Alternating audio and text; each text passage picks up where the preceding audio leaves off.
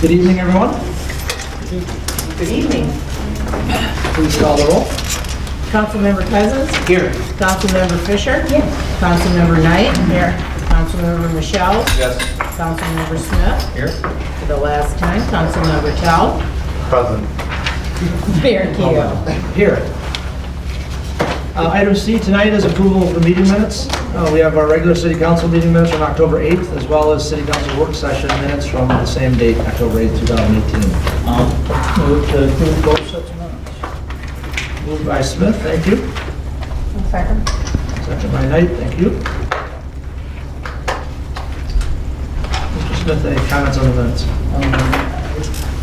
No, I didn't. Ms. Knight, anything? Nothing, thank you. Other council member comments on the minutes? Seeing none, all those in favor of approving both sets of minutes, please signify by saying aye. Aye. Those opposed? Motion carries, thank you. We have no prearranged participation this evening, but I'd like, if council would allow, I'd like to do a special presentation to outgoing member Ray Tell, who's tonight is his last meeting. Oh. So, Ray, I need you to come stand up here next to me, please. Don't be weeping. Yeah. Thought it was a pizza. No crying. No crying.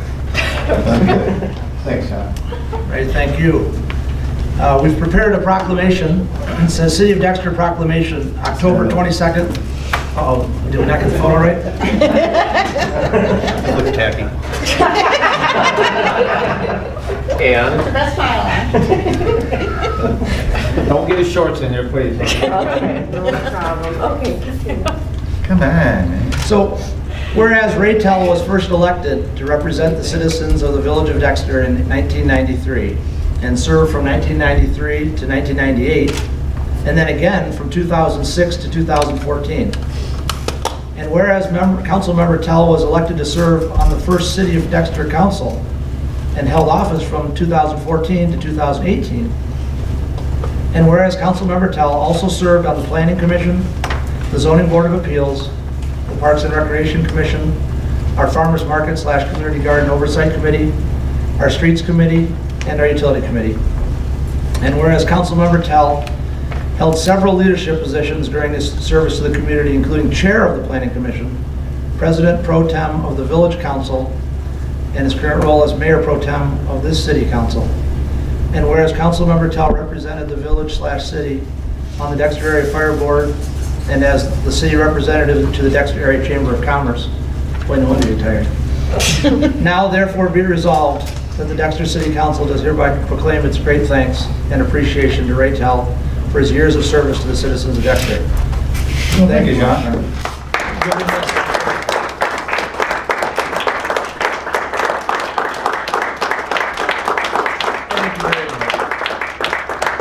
Thanks, sweetie. You have the boxes. All right. Thank you again, everybody.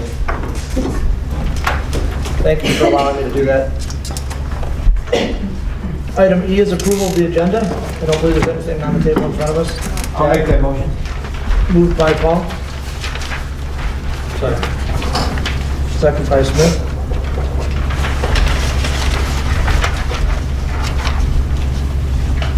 All those in favor of approving the agenda, signify by saying aye. Aye. Those opposed? Thank you. So we have two public hearings this evening. The first public hearing is to take comments on an ordinance to lease property located at 8050 Main to Hotel Hickman for a period of 2 years. So I'd like to open the public hearing at 7:07, is that close? 7:06. 7:06.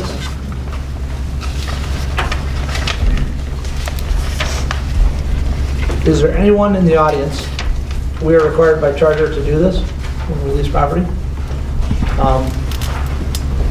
The public will already knows that we own the property at 8050, and we currently lease it to Hotel Hickman now. And the proposal is to continue that arrangement for 2 years. I believe we have upped the lease payment by $10 a month or something like that for each of the next 2 years, or something nominal like that. Is there anybody in the audience that would like to speak on that item? Okay, seeing none, I'm going to close the public hearing. Just add a minute, 7:07. That's okay, Carol? That's it. On our agenda tonight is to have consideration of that ordinance for leased property. Okay, motion by Fisher, second by Smith, was it? Thank you both. And is that for the ordinance and the lease agreement? Yeah. Anything to add? Yeah. Yeah, 2-year lease. No, I think it's, like I said, it didn't really change much, just the cost a little bit, so. It'd be from November of 2018 to November of 2020.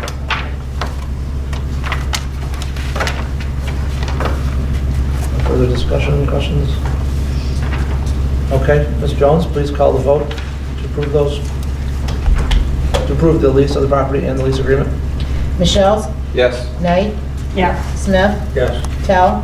Yes. Fisher? Yes. Cousins? Yes. Keo? Yes. Thank you, motion carries. Our second public hearing tonight is to review updates to our water and sewer ordinances. I would like to open the public hearing at 7:08 or 9? 708. 7:08, okay. Is there anyone in the audience that's here to speak on the proposed changes?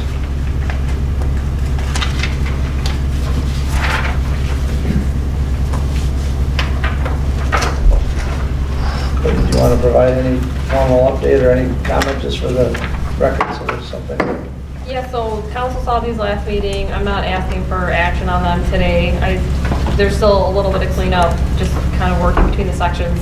I also talked to Elaine from F&B. I asked her to look it over one more time because it's been so long. And she suggested we might want to add language about PFAS as a non-compatible pollutant.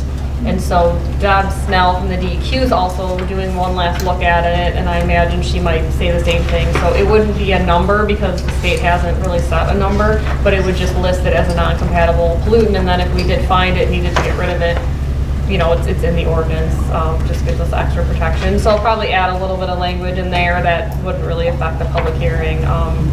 So my plan would be just to, you know, finish it up and then bring it back probably one of the 2 meetings in November. So either the 12th or the 26th? Yeah. We'll Yeah, see it's kind of this. depending on when I hear back from Deb. They're very busy at the state all the time, but she's already looked at it once, so I don't imagine a lot of changes. I just wanted her to give it a once over since the benefit comes. But yeah, it was driven mostly by the need to incorporate the mall study limits. And then we just tried to clean it up as best we could. Any council comments at all? Mr. Michelle's? Yep. I'm going to run through, I have these written down, so folks want this. Who's responsible? You're the person? No, I am. You are? Okay. On section 58, 57, administration for the water. This language is in the sewer one, but not in this one, that every day is a violation. Okay, no, I do see that one there. Sorry. That we can also get all costs and attorney costs. That was the one that was in the water, but not in this one. Throughout, there's been a lot of effort to capitalize city and council. There are a couple spots where they aren't capitalized as a proper noun. Yeah, that's where we're kind of going to go back through. Yep. A question on page 22. The connection can't cross from one property to another. My question is, how does that interact with site condos or condominium buildings? More specifically, because you've got water going up and down through the building, so I'm not sure how that interacts. References to the public health department, my understanding is the folks that do the well and septics now are calling themselves environmental health department. So they've separated from the public health that does the restaurants and the shops and that type of stuff. Okay. Maybe we can get their formal title.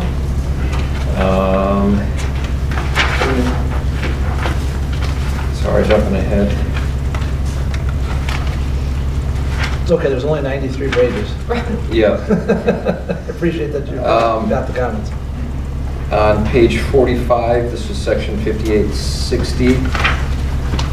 My question would be, what if we've got a mixed use with some commercial and residential? How is that classified, or is it for each individual user?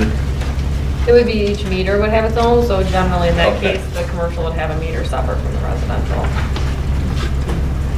Because really, I mean, we've been pretty strict about having individually metered units whenever we can make them do Yeah. it. Like 150 Jeffords is all individual meters, not one big one for the whole thing, so.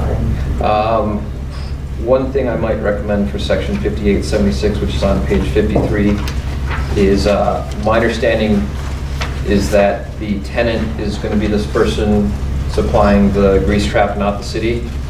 If that's the case, then I'd like to just have provided by the property owner or applicant or whatever we're calling them. Because if there's a bit of wiggle room in there, someone's going to say, shall be provided by the city. Just to make sure that the It says grease that. trap is Yep. right, okay. And those are all the big ones that I have. Thank you. Thanks, and if anybody else sees, and you can see some of the references, division and section, that's the kind of stuff that we just Yeah. need to clean up. But if anybody else sees anything or has any questions. There is one spot where hold it. we use sever when I think it's supposed to be sewer, so. Oh, stubborn, okay. So search for seven. Right. Okay, good stuff. Thanks, Zach. Other council members' comments? Mr. Tell. I was interested on page 23 of Division 4, Regulation of Private water wells. Says anyway, impact with the property we're currently dealing with that abuts Mr. Brower's property, and it's acceptable from Baker Rim.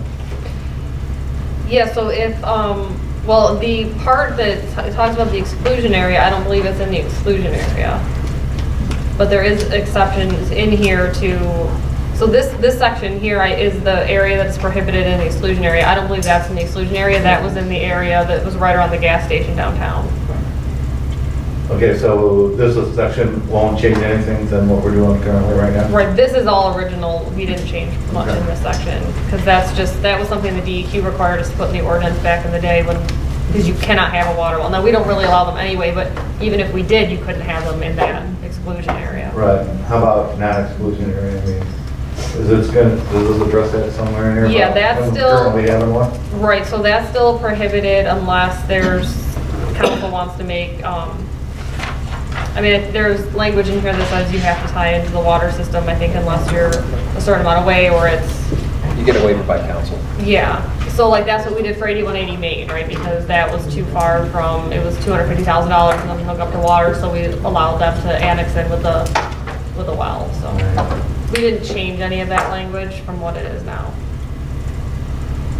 I don't know how many other private wells are in town, if any. I'm sure there's Not many. one or two. The schools have some irrigation, I think. but- Oh, no, we're irrigation. Yeah, potable. DAPCO has their cooling. Yeah, it's cool. Well, I'm all about potable. Anything that they can pull from the ground and discharge into our wastewater treatment, that's all I'm worried about. Right, and those, like, a good example of that is the A&W. You know, and we meter their well water to know what to charge them for sewer. Yeah, because this thing with this, what's the new one? PFA, PD? PFAS. P, Right. something. Even though we don't draw from the room. Right, yeah, thank you. Yeah. Thank you. You're welcome. Thank you. Other council comments before I close the public hearing? Okay, Ms. Jones, would you like to close the public hearing 7:15. at 7:15? And then, as stated earlier, we will take action on this likely in November at some time, but as soon as we hear from the MD. Okay, so down to item G, non-arranged participation. Is there anyone in the audience who would like to speak this evening?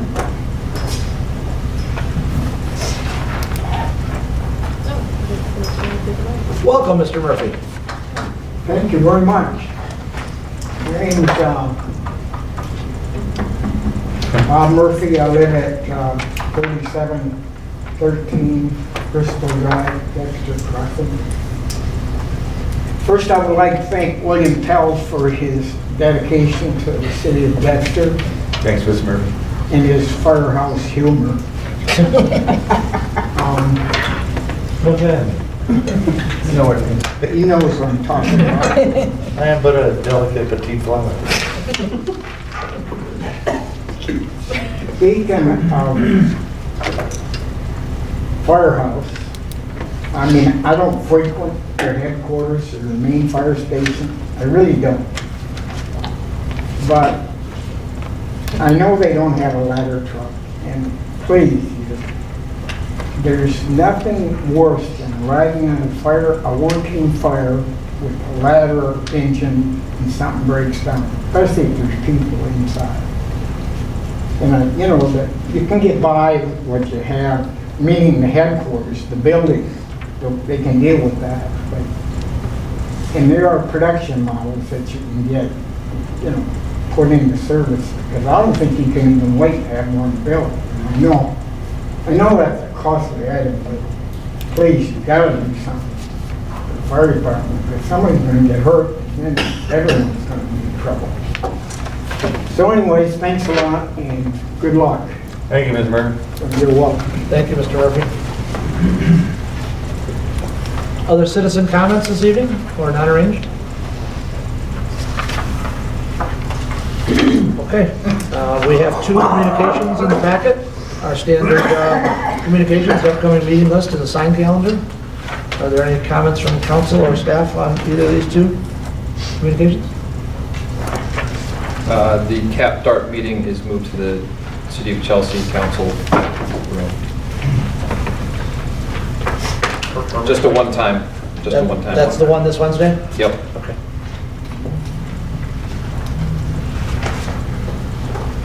Okay, thank you. The wave meeting for Tuesday's been canceled. Great, cancel, okay. Great, thank you.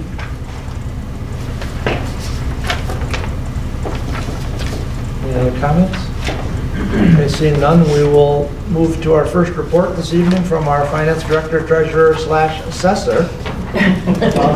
Jack of all trades. Marie Sherry. He has dog park chair. I've been waiting to say that. What was that? I've been waiting to read that whole line. Hello, council. Hello? So, I stole Michelle's line, so she's never allowed to say it again. So you have in front of me my report. I want to kind of touch on a few things that are in it. The investment advisory services with Meter, it is taking me longer to get this set up than I had hoped. It's a little bit more complex from an accounting side, as in how I'm going to account for everything than I had hoped. We do actually now have, as I said, we have the bond funds with them. I also have our reserve funds with them now, which would be our 15% fund balance. You know, some other kind of reserves in there. The 15% fund balance is out no farther than 5 years, and then everything else I still have under a year right now, as I'm kind of trying to feel my way around how this works. I put in an example of what they give me as far as their monthly report, and I just basically took kind of a screenshot of it. Behind this account summary is actually the individual, you know, commercial paper and federal instruments that they have invested in. How much information does council want? Because I wasn't sure exactly how much to put in there. You'll see as we move into next quarter, there'll be a line added into my cash balances report that'll say Huntington. And that would be the amount of money that I have from each fund that is with Huntington. But I didn't know if you actually want to see all of the underlying investments each month. I mean, I can throw that report in each month just for you to see it, if that's something that you want to see. This is good? Okay. It's good. Okay. So that's kind of where we are right now. I gave them another 1 million. Wait, go back to Yeah, it. So sure. if we wanted just to see it one time, how would you get it to us? I can email it to you. Okay, I'd like to see it one time. And how often do you think it'll change? Well, Given some of the stuff is fixed for such a period. yeah, you know, it really depends. I mean, like with this bond stuff, some of them, they were in and out in like a week, as they tried to figure out, you know, the best way to you know, maximize things. I'm not really sure, Sean, to be honest with you, the answer to that. Okay, But so- I can, you know, why don't I do this? Well, so then if we want to see the detail, we'll just ask you then. Yeah, well, I can, when I get the October statement, because that will have the first non-bond money in it, Yeah. I'll just go ahead and email it to everybody, That would be great. and then we can go from there. That would be great. Okay. Thank you. The other thing that I kind of wanted to talk about a little bit was my assessing training, because as of the time that I did this report, I didn't have results for my 2 tests, the one that was outstanding from Boyne and then the one I took this morning. I'm happy to say that I did pass both of them, which is a really good thing. So the one this morning was a bear, to be honest with you. That was not an easy test this morning. I kind of wanted to talk to you about assessing, kind of tell you where my thoughts are going with this. I went to the county assessors meeting, which was just the bomb. And it was really great. Everybody's really welcoming. Nobody looked at me like I was insane, except for, well, maybe 1 or 2. But I do have some offers from some people. There's an appraiser who is in Superior Township, so he's not the main assessor, but his specialty is appraising, especially new properties. And he has offered to help with this new construction that we have going on. And also she's a contracted assessor for Manchester Township, but she's also really strongly into mentoring. And so she's actually offered to come out here and kind of let us go through a day of, doing the on-site appraisal kind of thing. The county has been very helpful. So we're getting a lot of really good help from within the Washtenaw County assessing community. So that's the first thing I kind of want to touch on. The second thing is I now understand the process of assessing, like what we should be doing at different times of the year. And we are very, very, very, very far behind on our 20% reappraisal of the community. So that's going to be a challenge to get done before the end of the year. So when I was in my class this weekend, kind of talked to the level 4 assessor up there, and I said, okay, so I understand, when we do a reappraisal, we're supposed to go out, we're supposed to remeasure the house, and all this sort of thing. I said, do people really do that? And she says, well, if it's not your work, then yes, you should do it. If it's your own work, then she goes, a lot of times I don't, because I know that I did it right. So then I'm thinking, well, none of this is my work. But I started thinking about in this year, just because we're so crunched for time, I think what we're going to do is just do the sales and the new construction. And then for the rest of this, because those can make it part of the 20%. And then for the rest of them, just do the updated pictures, make sure there's no exterior features that have changed or anything like that, and kind of move on and really get it going for next year. But I'm concerned because we have our AMAR next year, that if we don't at least get our fingers on 20%, we're going to get dinged in the AMAR. Did we figure out if that's for the end of December 31st, 17 or 18 yet? We won't know that until they give us our schedule. Okay. Chances are, though, just my gut feeling is it will be 19, because I'll bet you they go alphabetically. And Washtenaw at the end of the county list. That's my guess. So anyway, that's kind of what I'm thinking about the reappraisal kind of thing is, and I have a better, as I said, I have a better handle on the way a lot of it works, and I'm real pleased with the support that the county's giving. And that's about it. Anybody has any questions? I changed to 15%, Paul. Changed it? I did. So Marie, has the guy from Meter given any projection on the amount of interest he thinks he's going to be able to help us achieve over the fiscal year or whatever period of time we're looking at? Well, that's really dependent on how much I give them, to be honest with you. But each monthly report does have it does tell me how much interest is going to be earned from those vehicles. Okay. That are in there. So then you were saying that gets reinvested? Yes, and it would get reinvested unless I call it back. Okay. But it would still show up as revenue? Yes. It would just stay in those cash accounts. Yeah. Okay. Other questions for me? Did you see anything on our revenue and expenditure reports that you wanted to highlight or call out? No, it's first quarter, so. A lot of the common statements. Okay. I didn't see anything, neither Court nor I saw anything that like jumped out that we, missed in the budget process, which occasionally happens. All right, well, thank you very much. Appreciate the report. Next up is from our Public Services Superintendent. Dan, how are you? You good? Good evening, council. Good evening. We have a 2-week report, and I also have some updates on Grandview, leak machine, and the wastewater treatment plant. If you have any questions in my report. Doesn't look like it yet. Grandview, I think Courtney sent out an email today. They started on the asphalt. We're hoping they're going to get Grand Street done tomorrow. The weather looks perfect for it. Good. Leak machine started last week. We got a couple loads. They were up today. Everything seems to be working quite well. You still love it?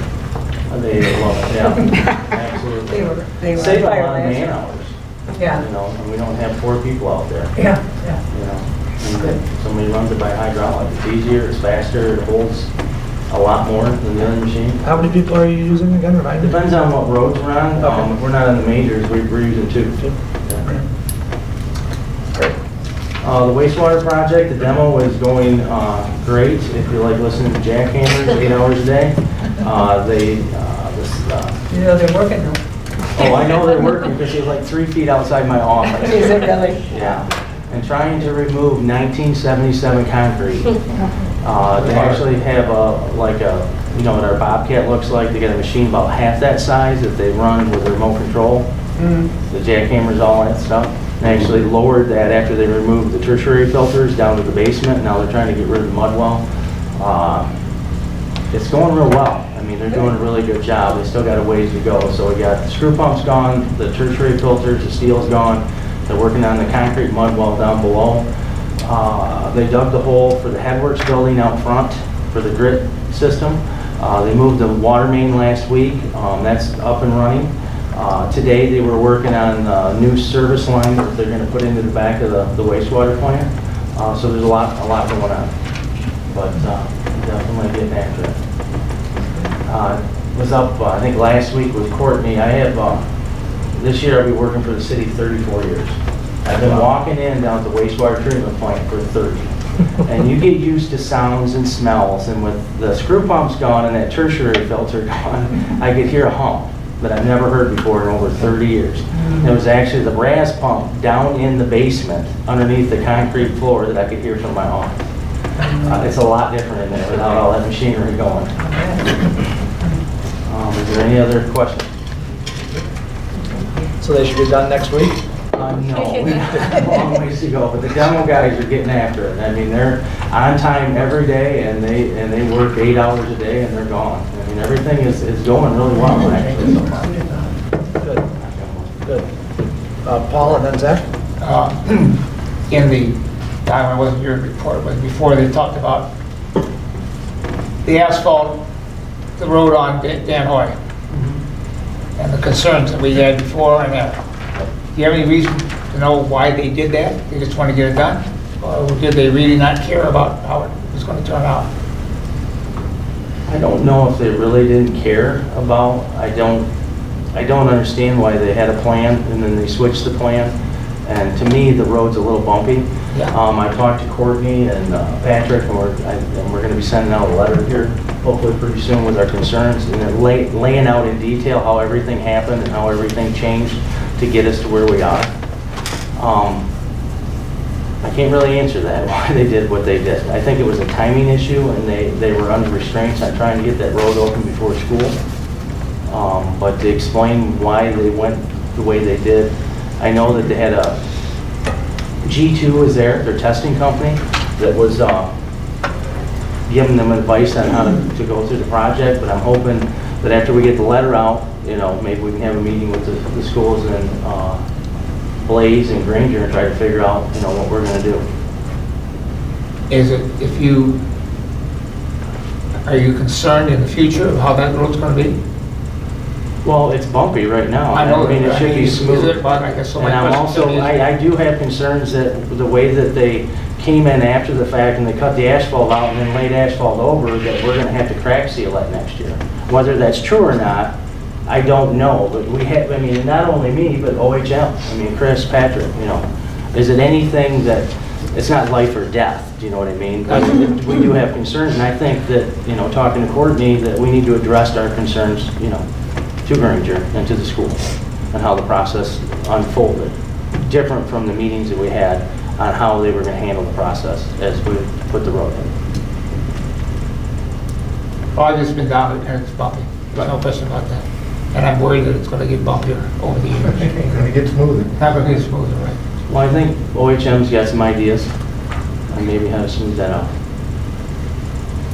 Perhaps they should do it the way they said.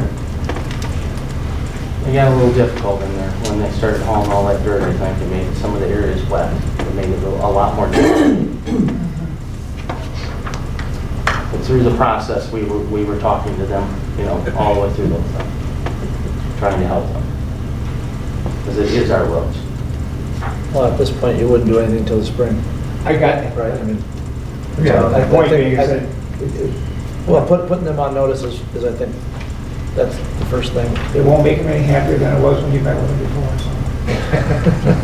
Okay, I'll guarantee you that. I got an earful Saturday, okay? Again? On the road? No, Oh, okay. So then school, city relations. Right. Not mine. Good. I mean, You're our ambassador, Yeah. or one of them. Right, exactly. You're right. Zach, Paul, you done? Sorry. I'm done. Okay, Zach next. The assist with homecoming parade is just a little tiny line there, but if you were standing at one of the corners, it was ridiculously logistically tricky. Right. It was like a presidential route where there are trucks going all over the place and blocking the next one, and people were going crazy. So that was a lot of effort, and so kudos to those folks for all their Well, thank you very time much. doing They that. made that a little bit more challenging than it needed to be By this year. starting the parade a half hour earlier than they told us. But luckily, since we've been doing it so long, Right. and we have them new radios now, Kurt called me, dispatched, everybody, we met right after lunch, so everybody knew where they were going. But yeah, making it a half hour late made it challenging to get to all of our places, but we did get there. Thank you, Zach, all of them. Mr. Tell?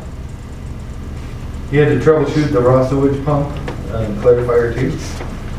Yeah, we had, every year we take down 2 clarifiers.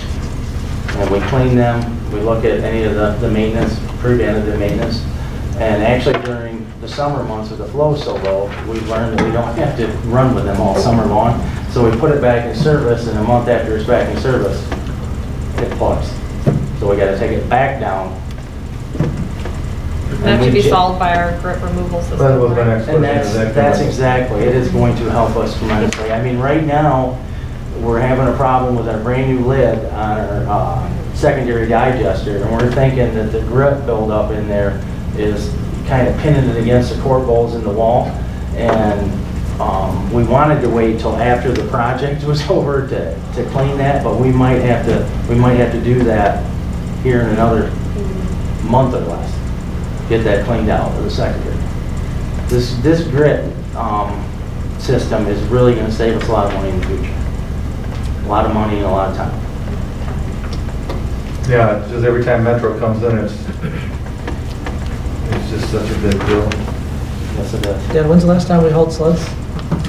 This spring, When do we need to do it again, do you think? we need to do it. Yours coming up? Yeah, well, yeah, exactly, another month. Because they've already came in and got our samples. I actually called the head guy from Biotech, was there, was having a hard time, and they're supposed to be in the next 2 or 3 weeks, once crops get off, to get us back on the May November. Because it was last year we were hauling in a ridiculously cold part of the That's winter, what I right? remember. Absolutely, and they're supposed, well, Synhydro's back, I don't know if you've heard that or not. No, They're back. really? And which isn't probably helpful for Biotech, but it's helpful for all the other municipalities that need to haul sludge, because they're not the only game in town. Oh, okay. I So didn't that's realize lightening that. up the load a little Oh, bit. So interesting. that's gonna give them more time, and there's nothing better than a little competitive Right. nature going What do we have, a 3-year agreement or something? What do we do? It's 3 or 5. I think it was 3. last time they went 5 with us, they didn't do very well. Right, they didn't. They We didn't do very They well, we did didn't. very Right. well. Sorry to take you off the topic. Oh, that's all right. Any other questions? No? Thank you. And we did get something from the state that we have to test our sludge for PFAS, right? Correct. We just got that last week. And Yeah. So they'll be setting that up. And they like will be did. coming in and testing. Yeah. Yeah, that's something that we won't do. Why they tested it? They tested basically everything else. That's the last thing. to We test. tried helping them. Right. I think it's No. probably because we were like the first city to file a report, so now we're like, oh, you Testing did where it, it's coming out so. of the damn water. No, we were the Which we first did. city.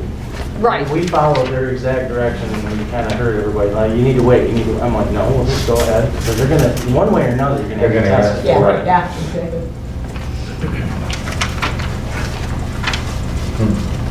Any further questions for Dan? Thanks. Thank you very much. Thank you. Next up is our Community Development Manager. Michelle, how are you? I'm fine. How's council this evening? Yeah, good. Okay, so you have my report in front of you. I won't have very many updates today, but let me know if you have any questions before I start.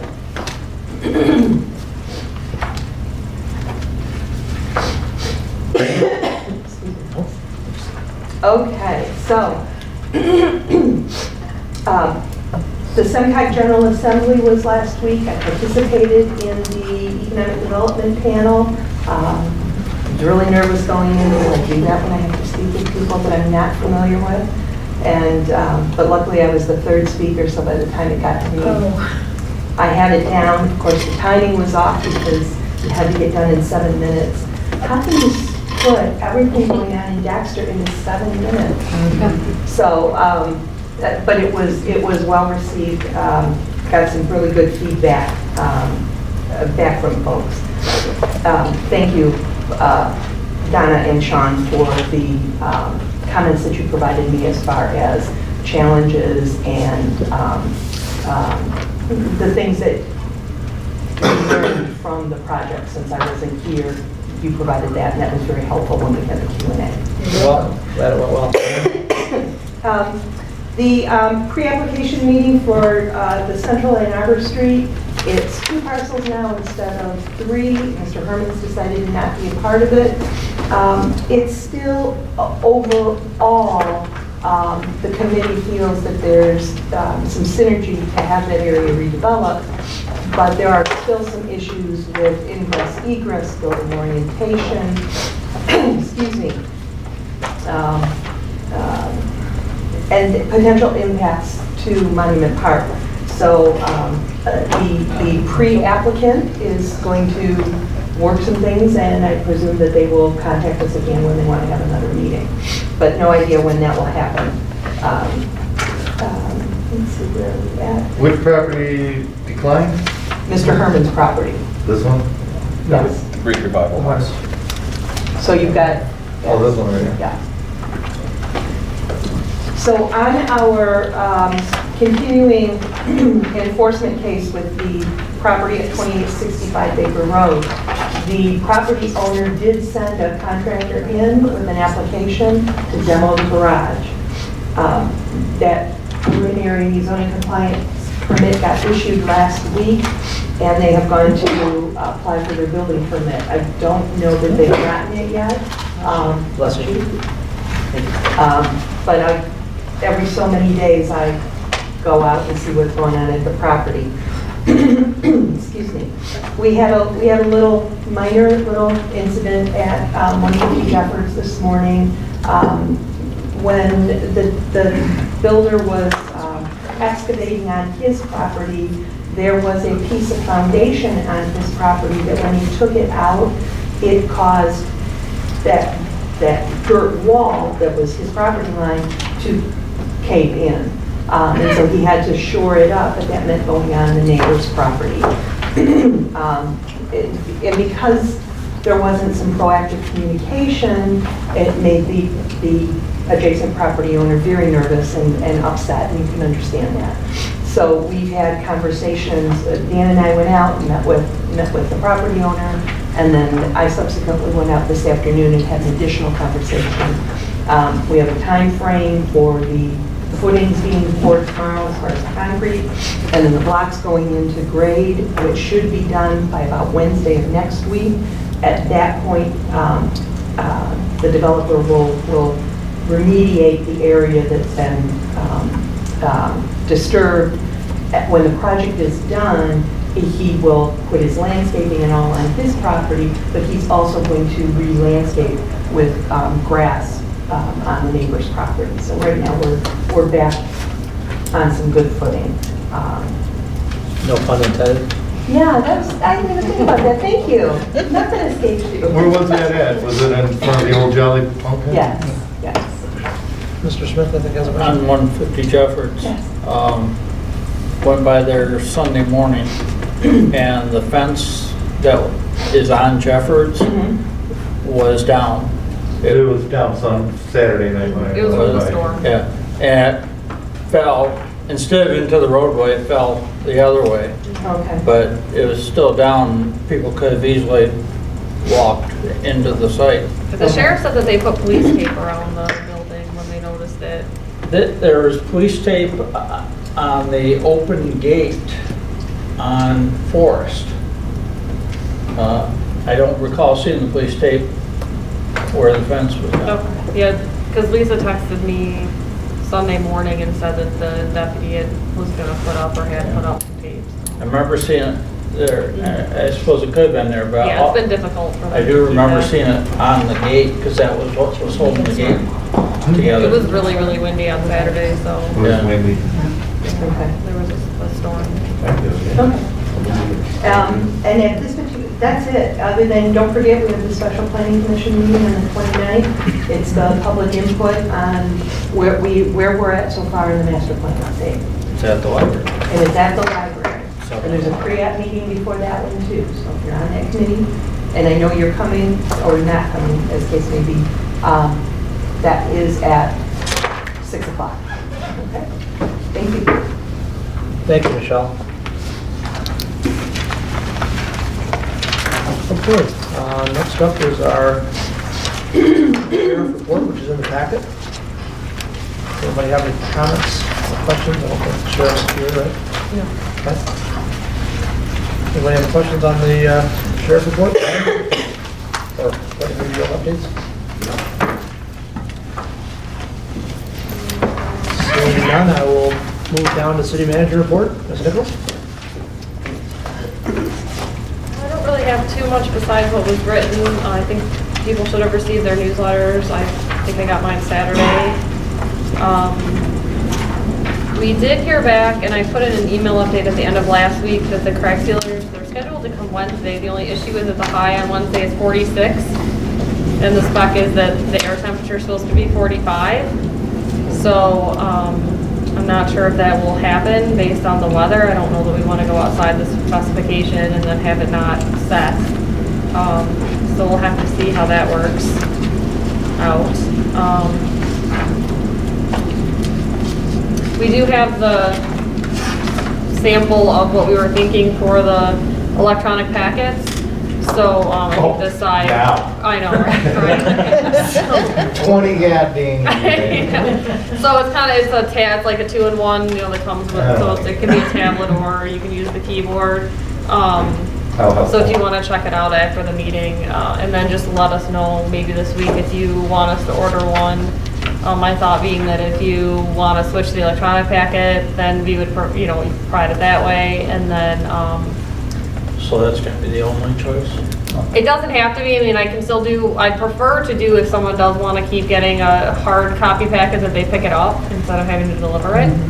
That would be my preference. So Don't buy either- me as far as the electronic. This, unless somebody has a problem with this, we just wanted to see, and that's why we didn't order 6 of them or 5 of them. It's awful So- small type. Well, right, but you can blow it up on the, it's a, where you can make it bigger. On the, it's a touchscreen is the term. Are you asking whether you could use your own laptop or something? Or what do you? Well, anybody can use their own, yeah. I didn't- For sure. Or if you want us to order something with a bigger screen. I was just curious whether there's, other options. Right, this is what we thought was a good option. If somebody else has an option they want to suggest, we can get that. Well, I know too. like both the, the iPads and the Surface tablets, you can get a stylus. So like because I always take notes on my Yeah, on the agenda. And so if we're gonna use that, it'd be nice to be able to still, jot things down on the agenda. Right, that was why we got the keyboard, but I guess, I was just looking at cost, so, these were, yeah, I mean, when you start getting into those, it's gonna, Yeah, so we also costed out Samsung Galaxy tabs, particularly for our SAW grant, and those were running 650 a piece, which is about twice what the two-in-one was. so we were just trying to figure out what would be most like cost effective and useful, but we can try to get a cost on something with that and let council decide the difference, I guess. So, or, I hate to think about being more expensive, but I too jot a lot of stuff, although I certainly can learn to, if I need to. right. So I'd be interested in knowing if it was possible. Okay, we can look into that. Or, That's why we ordered one, so that Yeah, we thank you. would, or worst case, just apply as paper agendas, right, that's how I. that we have something to write on. Well, that would work too, I didn't think about that. That'd be good. Mr. Cousins? Thank you for waiting. I'm a citizen, I want to walk into the city office and ask for an agenda. What will I be told? They only are electronic? No, we print them. You print them, somebody Print here, wants yeah. one, you print them. Generally, Ted would come up every few weeks or few months and we print them again. Thank you. And they'll still be posted to the website. Mm-hmm, and at the library. Well, I had today off, so I was going through all my council stuff, and I threw away an entire file box of nothing but this. And it was, I think it was just this year's. So that had to be 5 reams of paper I threw out. And that's. Does add up. They're gonna pay for themselves very quickly. Yeah, and we did I that. mean, the sheer amount of paper I threw into the recycle bin was embarrassing. The what? It just seemed like I was just throwing. Where'd it go? Okay. But it's going, holy cow, look at all this paper, I felt guilty in a way. Turn it over and leave. And that may, I guess I'd like to see, a couple different sizes, because it may be worth us spending a little bit more to get something that's, Well, hopefully it'll be something comfortable with Can't you and just something do that this? you can keep for a couple of years. Can you just pick it up? It's Yeah, I small. can't necessarily like order a bunch of different ones No, I unless we wouldn't can expect return so. them, so I guess. that's- Get it from Costco, they'll return anything. Yeah, all right, we'll figure that out. An organizational 20 matter you'll years, touch on in your actually. report, Tom. Yeah. Right, and then the facility bond, that will be in the next bills and payroll to be paid. We got our invoice for that, we just have to wire them the funds by the 21st, and that bond will be paid off. You want to cover the office reorganization or this attachment at all, or are you? No, that was just informational. Are you going forward with this? I don't have it was more expensive than I was hoping because I don't necessarily have a budget for that. I mean, if it was like $2,000, that would have been a lot more palatable. Seeing as it's just the planning, it's not even actually doing the work, so I don't know, I don't know that I have a good decision on that. It was just more information at this point. Gotcha, okay. you had a question under the general updates there, under C. Yeah, Sean's gonna cover that in his report. Oh. Yeah, so we'll wait on that. Okay. I think that's it. Any questions for Courtney? All good? Oh, I wanted to thank you guys for that YouTube thing from the Oh, drone. It shows Roundabout? the Yeah, that was me. the Yeah. update, how quick it was. From the tree, yeah. Only took 2 minutes of my life. so. Yeah, it was funny because we had it was what, like 3:15, and Emily from the road commission said that people don't watch anything longer than a minute, so we compromised on 2 minutes. Yeah, so if we had included every picture that it had taken, it would have been about 9 minutes. Yeah. 2 minutes we was were able enough for me. to cut out some of the redundant pieces. Right. When you're doing it, do you have all these frames that you have to X this one out, that's out? Yeah. Okay. Just wondering how you did it, yeah? Seemed to be a lot of utility trucks in there. Yeah, certainly at the beginning, because that was when they were moving those, and not all of it happened right at that Was intersection. that you and Courtney walking? Yeah. Yeah. There was, No, it were just you happened. in there- you were walking in there someplace then. Yeah, Dan's in there, I don't know. he's giving me crap about that. Dan's in there twice, actually, and yes, we're in there once, which is a coincidence, because it took a picture every 3 hours, so it just happened to be that day when we did that site walk, that was about a week before it opened, that it was within that I thought I time. saw, yeah, I thought that.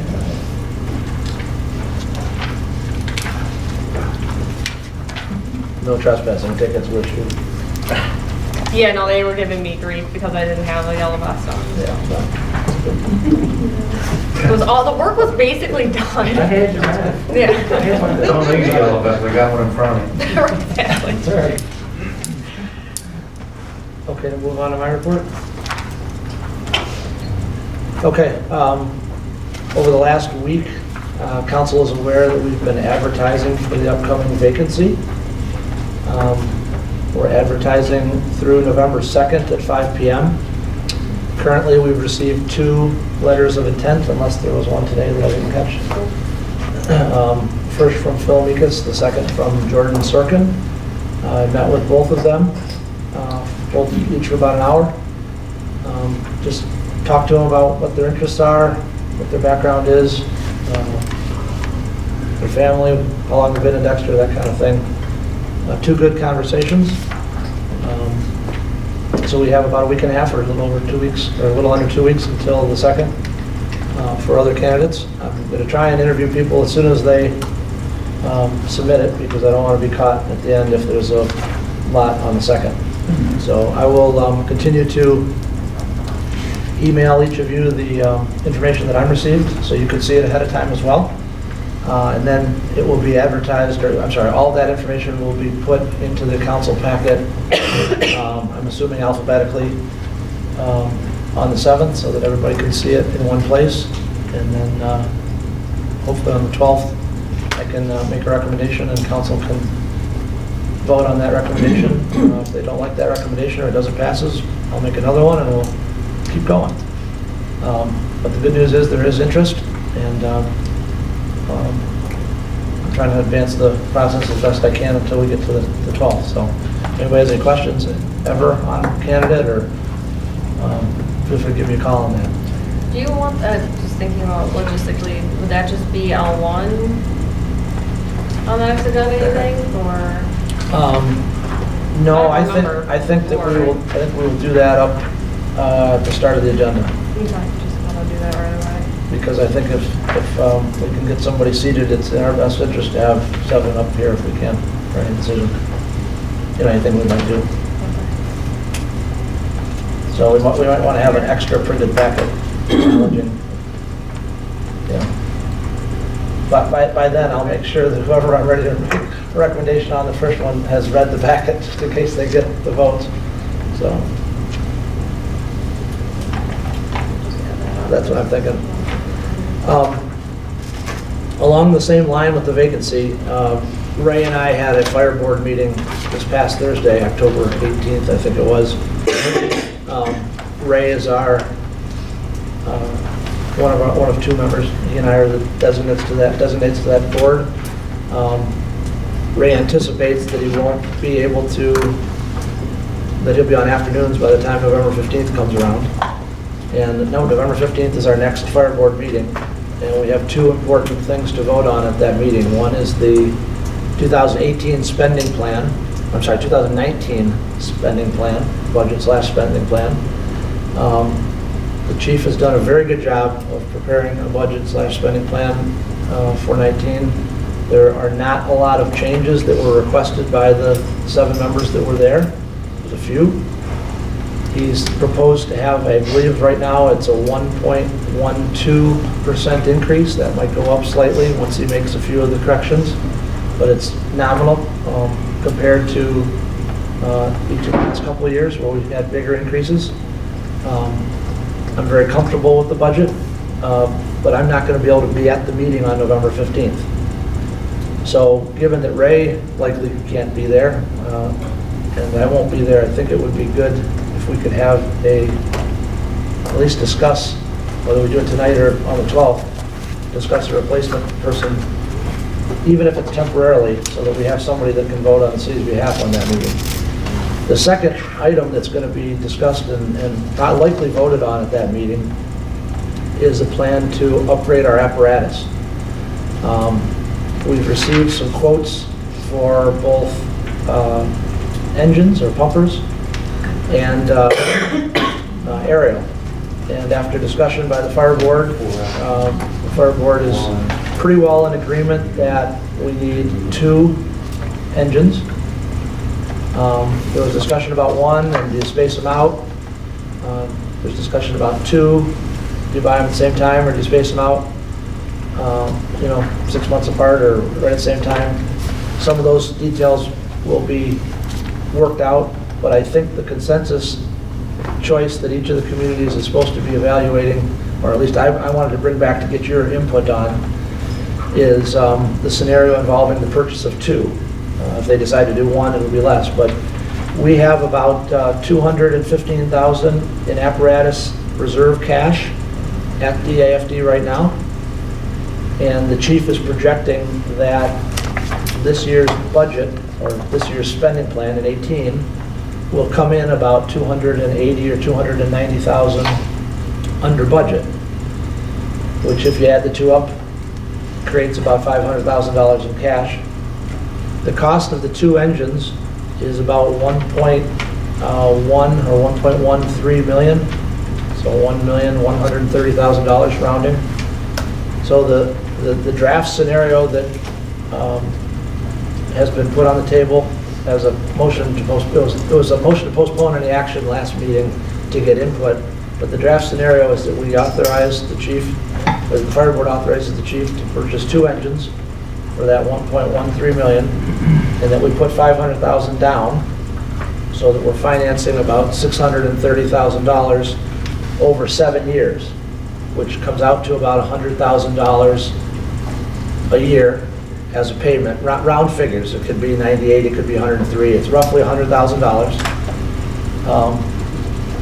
which, as we look ahead towards future years' budgets, 2020, 21, 22, seems very doable given the amount of money that we're spending now on repairs to those engines, and another line item that is a one-time line item, once that comes off, that 100,000 will slide in pretty nicely to the budget.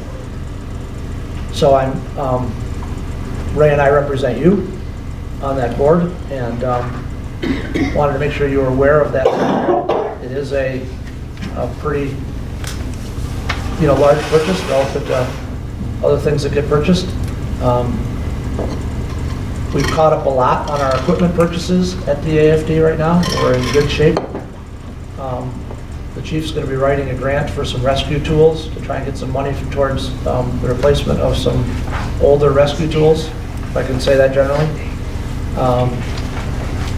But relative to apparatus, that's the plan, and I'm in favor of doing that plan, buying those 2. We would turn in the older equipment, for the older apparatus, but I think it's important if we can discuss briefly today under my report, if somebody has an interest, and even if somebody could represent us for a meeting or 2 until we get the 7th member of our council back together and we do a formal organizational matters, I'd feel better about having the opportunity to meet with somebody and go over what we've talked about at that board, so at least somebody from the city is voting on both of those things. I would certainly be willing to I've had an interest expressed previously. I don't know whether, I would just say fill in for a couple in a time or 2 for now. Well, like I said, in order to replace Ray, because we adopted the organizational matters with Ray there, we would need a motion that amends the organizational matters. And whether we do that now or you want to do it as a matter of agenda item on the 12th, I'm okay either way, but once we get the 7th member, there are some other responsibilities that Ray had that we have to discuss. Parks, streets, utilities, some of the other functions that will need to be covered either by that new member or by some of you. But I don't think that those are as pressing, at least in my opinion, as the DAFD meetings that are coming up with certainly the November one. So Jim, if you're willing to do it, I appreciate that very much and would be happy to spend time with you to review the spending plan. And I'm sure the chief would too, if you were the temporary member, we could do it together, whatever's, I don't know if council's comfortable with that, but if is there anybody else that's interested in sitting on that board? I know, Paul, you've always said that that's not your thing, but is there, I want to make sure we're represented is the key. I don't want to be thrown back to fill in for that time too, but Jim's willing to do it, fine. Okay. Okay. Thoughts? Any thoughts on my report relative to that?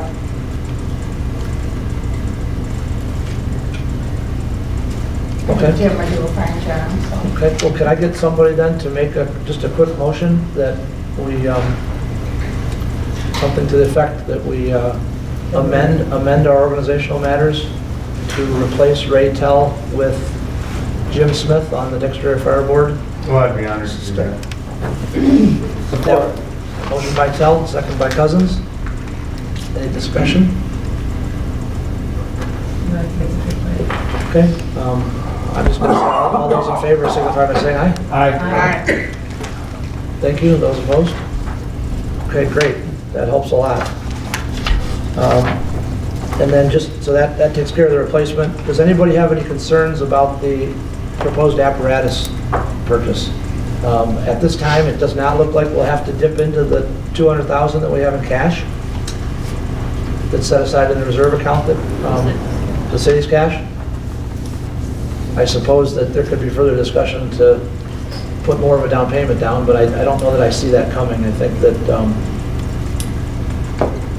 people were pretty comfortable with the scenario that was described.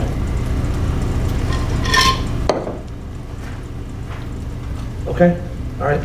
Well, great. Thank you for that. Wanted to mention that we do have our website committee, our kickoff meeting tomorrow with Revise, is it? Is that the name? I was get the name with Revise. So that takes place at 3 o'clock in the afternoon tomorrow. We voted to approve the transportation improvement plan at Watts.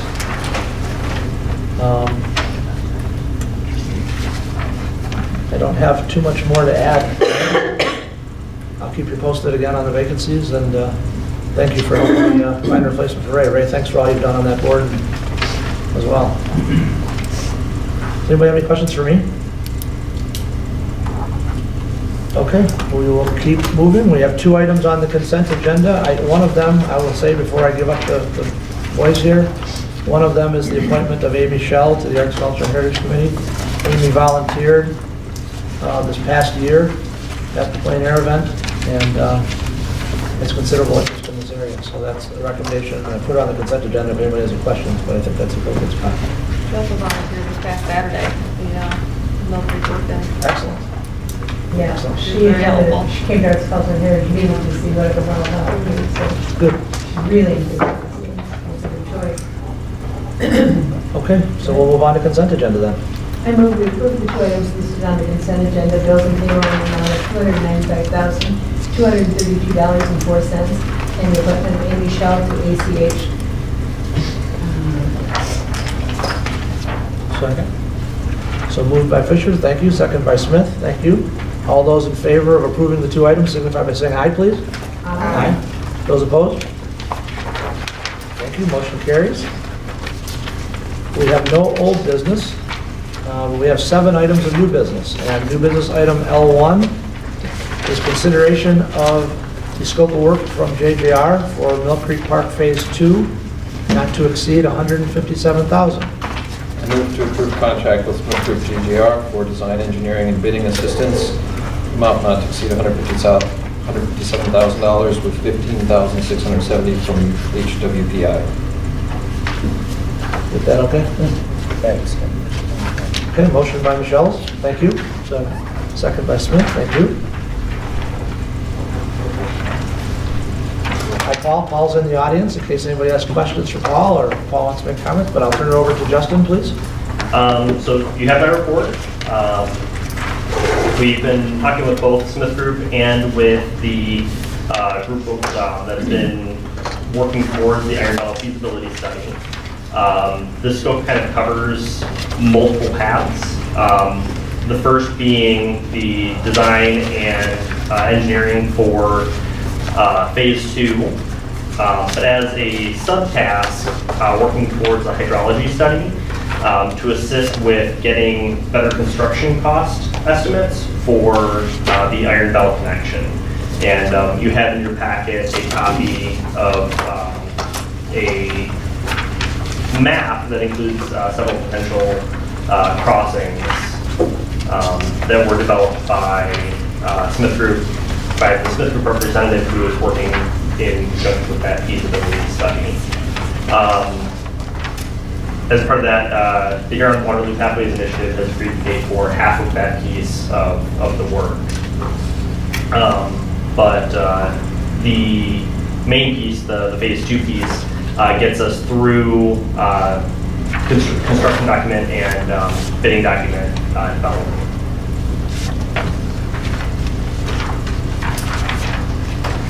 And we're putting off the construction administration portion until Until a little closer. Logical time later, right? Correct. And the real reason to start this is because of the timeline for the TAP funding, so that we can make sure that we can get that obligated in 2019. We don't want to wait much longer before we do that. It's basically being obligated the same way as Central Street. So it'll just probably be May or June bid letting. Because we do have to go through MDOT bid letting because of our TAP grant. Mr. Michels? Will this money go towards our matches? It should.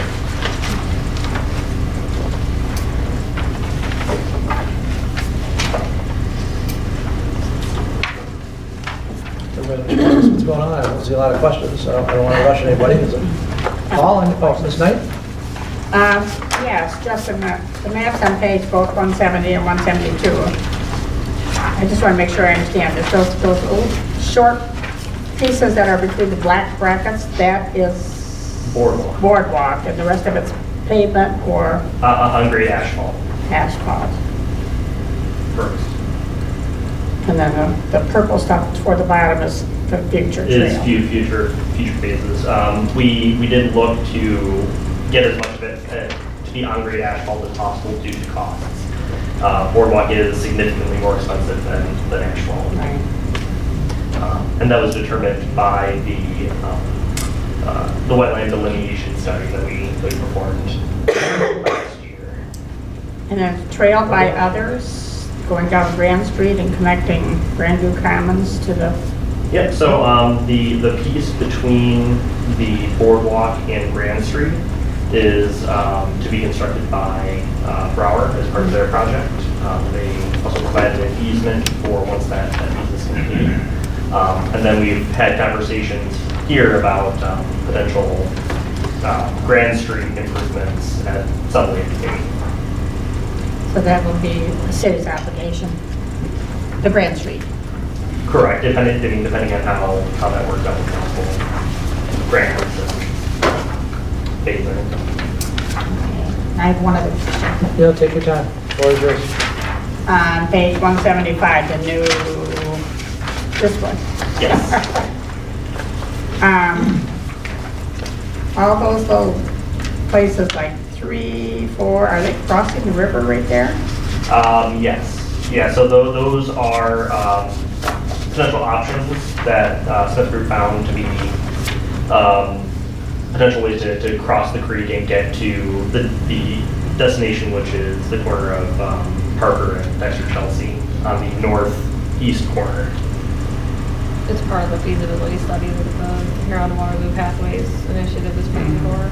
Correct. They're Where's going it under after the scope of simultaneously. services? So it is item 1.3. is the Oh, it's a floodplain. hydrologic Yeah, study? so the other study that's being done, the feasibility, that's being paid for by the Huron Water Pathways Initiative. Right. We discussed it at council, but it's not our expense, so. But the floodplain modeling benefits us and them, so that's why they were willing to. Yeah, so we actually haven't had a floodplain study conducted since before the dam came out. So even on the county's GIS system right now, if you can do the flood map overlay, and it just looks out of whack.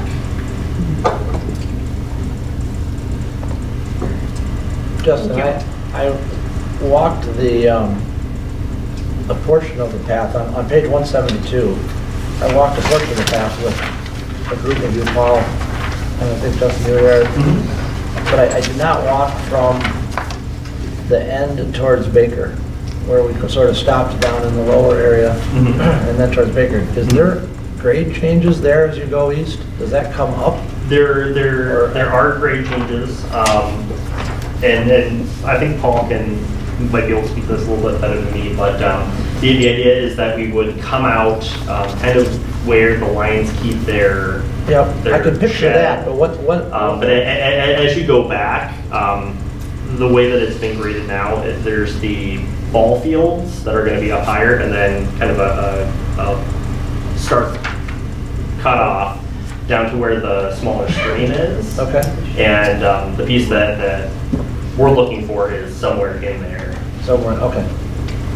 So somewhere either on the lower edge or somewhere in that slope.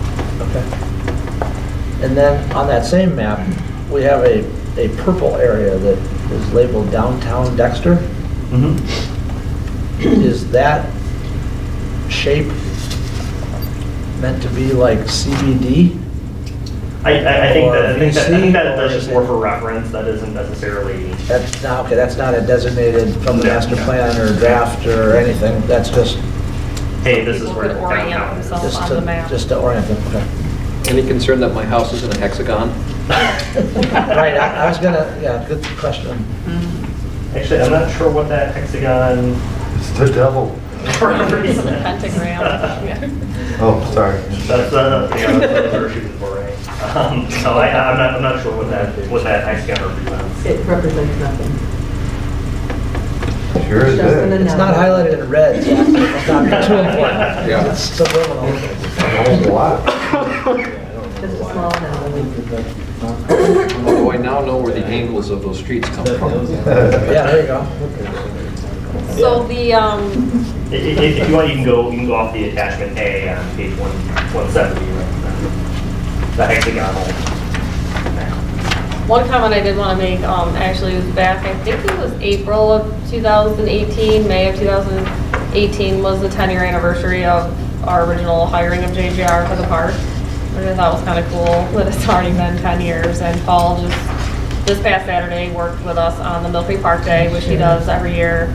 He buys all the plants and that we reimburse him for, but not his time. And so we appreciate his continued commitment to the park over a 10-year period to still be out there digging holes and telling us where to plant things, or strongly suggesting where. We appreciate that very much. And generally, the path will be between 10 and 20 feet off the river? Is that the idea? Something like that? It will vary, Sean. We've got a 50, 60 foot wide survey corridor. Don't want to go too far away because then we will get into the regulated wetlands. Don't want to get too close because then we start dealing with railing, guardrails. Right, okay. So that'll be one of the first things we do. But it'll vary a little bit and meander and... yeah. Hopefully we can do that, yes. Great, great. You came all this way. Is there anything else that you would like to add relative to this? I love Justin. Did a fantastic job explaining everything. So unless you have any questions, I'll just call. Mr. President? We have to approve it because I was in a meeting with his wife the other day and he asked me if this was going to be approved, and if he did, he would be devastated, probably cry in public. So I think we have to get it done, Paul. Gotcha. Well, then I don't know. Let's see. Don't see a grandma at home and cry. Oh, yeah. Okay. Any other questions, or okay, we need to go to the vote? There's a motion by Zach, second by Smith is what I had written down. Did you have, Ms. Jones? Yes. Okay, please call the vote. Tell. Yes. Cousins. Yes. Michelle's. Yes. Smith. Yes. Fisher. Yes. Knight. Yes. Keel. Yes. Motion carries. Thank you for your work on that. Thank you. It's an excellent project. New business item L2 is consideration of contract extension with Waste Management until June 30th of 2019. Make that motion. Motion by Fisher, second by Knight. Thank you both. Courtney? Yep, so this is just pretty simple contract extension with no change in cost. Gives Waste Management some extra time. They really struggled with the change to Mondays and the reopening of their facility, I think in Whitmore Lake or wherever it was, and not having equipment that was breaking down all the time and finding staff. So this gives them a chance. They actually, the last, I would say 3 weeks, Justin, do you think? 3-4 weeks? Yeah, 3. They've been finishing in one day again, which was not true for about 2 months, where, they were extending to the next day. So it's kind of leveled back off where we're not getting as many calls and things have settled down. And I think Pat Greavy wanted to get to that point before, coming to council with an extension. I don't think he was not comfortable with the service they were providing and wanted to make sure that that got worked out. And I believe they've done that. They're heading there. So this would extend it through June 30, would give us a chance to entertain their renewal proposal.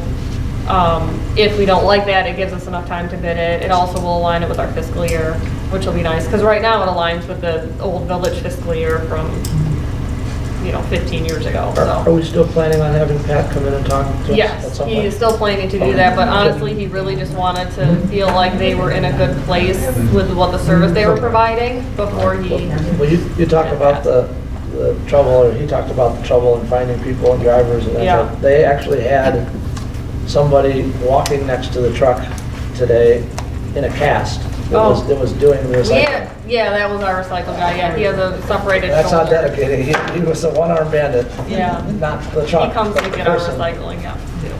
We know him well. So this will just give us time to kind of figure all that out. But I imagine he'll be coming to council within the next few months. I mean, I don't see why it needs to wait too long. I'd like him to do that either November, December, honestly. Okay. Because our thought was, if he did that proposal and it was to switch to something like carts or the automated collection, which all the companies are heading to, we could put that in a newsletter and, get solicit feedback and kind of let people know that that's the direction it's likely to go, which we could do in January if he comes in December. Mr. Tell? How many days do you need to do an RFP? Are you going to wait till June 30th before you issue an RFP? Or? No, we would have to do it before that in hopes that it would be done so that the new service could start July 1. Yeah, well, I see we extended their contract out by 120 days, so that's a Yeah, third I of would the year. say by the, beginning of the year, because it would have expired at the end of February. Right. So we would probably have to make a move on that probably in February, I would think. We probably want at least 3 or 4 months Yeah. prior to the... Between getting the bids back and then making the decision and Yeah, then the it's 4 months transition, almost. so. They can get them, so. All right. Okay. Any further questions? Please call the vote to extend the contract until June 30th, 2019. Fisher. Yes. Michelle's. Yes. Knight. Yes. Cousins. Yes. Smith. Yes. Tell. Yes. Keel. Yes. Thank you. Motion carries. New business item L3, consideration of upgrade to downtown traffic signals for not to exceed 6,500. I'll make that motion. Moved by Fisher. Thank you.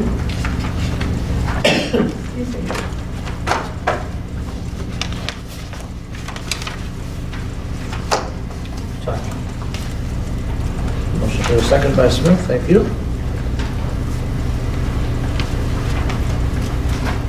Ms. Nichols? So this is continued implementation of the traffic study that was done in 2017. We did change the timings based on that study, and now we were proposing making the signal upgrades. It's fairly easy to compare at least part of it to what you see at Zeeb and Dexter and Arbor, which is also a fairly smart, it's basically just making them smarter, giving people the opportunity to turn left on a yellow arrow instead of the red that doesn't let you turn left. Also solving the problem of the cars making the right from Main to Baker while the car has a green arrow to turn left from Main to Baker. I see conflict there, or potential conflict there often. So this would stop that, or help that, I should say. It's hard to read it. I mean, it's funny because I was thinking about it, and it's really hard when you read it, but when you do it, you know, like when they changed out the Zeeb light, the Zeeb and Dexter and Arbor light, it wasn't hard, right? You just did it. But when you read about it in a memo, it's a lot more complicated, I think, than when you just see it in real life. It's nice to have that example. That helps. Yeah. And there's a lot of doghouse style signals that you see when you look for them. You know. And I did add for Paul and Dan's benefit the color of the. Thank you. Because I was showing it to Dan. I was showing it to Dan. He had no idea what I was. So. I'm the one that made it complicated. Right. We were talking through it. Right. And that's kind of what. And that's what we were talking about, how it's hard when you do it, you just do it. You know, you see it, you do it. It's not something, you know, we absolutely have to do immediately. I mean, but I just wanted to bring it back up. And we had budgeted $7,000 to do it, so.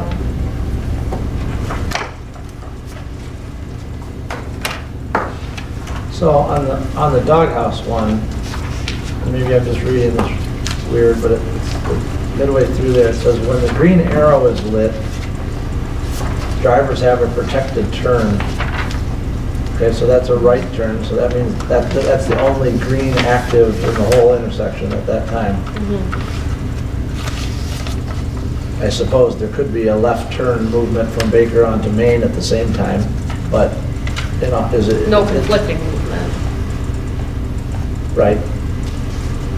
But then it says when the green light is lit, turning drivers must yield to oncoming traffic. Just like they normally will. But the turning drivers is not the people making the right turn. In this case, that's somebody else. And when the green light is lit, we're talking about the person making the right turn, right? So the right, that's not the turning driver can make the right turn without yielding, right? I mean, from the perspective of the light you're seeing, this should be written from the perspective of the. I don't know if it is or not. I mean, it's a question of the doghouse signal. Is that one signal for the two lanes, the turn lane and the straight ahead lane? Well, I mean, like I said, when I start by saying when the green arrow is lit, it says drivers have a protected turn, meaning the driver that's making the right turn is protected. Nobody else is turning into their lane at the same time. When the green light is lit, turning drivers must yield. Is that the same drivers making that turn? I don't think. I think that's confusing. Well, yeah, I mean, I don't think in actuality, because the only other, I mean, maybe if it was, because the other turn is control too, so they would have a yellow and would have to yield to the person making the right. You know, the person with the left turn would have a yellow arrow, so they would have to yield to the person turning right on the green. So. I don't know who they would be yielding to. That's my question. Right. I don't know who they would be yielding to either.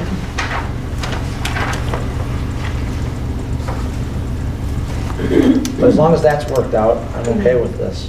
I have a question. Yes, Ms. Knight. It says in the second paragraph that we're going to be putting in the addition of a no turn on red sign. Right. Is that going to hang above or on the side of the road? It would just be on the side. And that's for this Correct. section? Yep, so when that light is red, you don't, I believe that would be where you wouldn't want them making the right, because the other side would have the green arrow to make the left, so Right. it's, you don't have that conflict. So even though there may maybe be no traffic coming from Maine making a left on Baker, they still can't turn right if it's... Yeah, I think, Patrick, you guys had made an update to that portion of the memo. Do you remember what that was?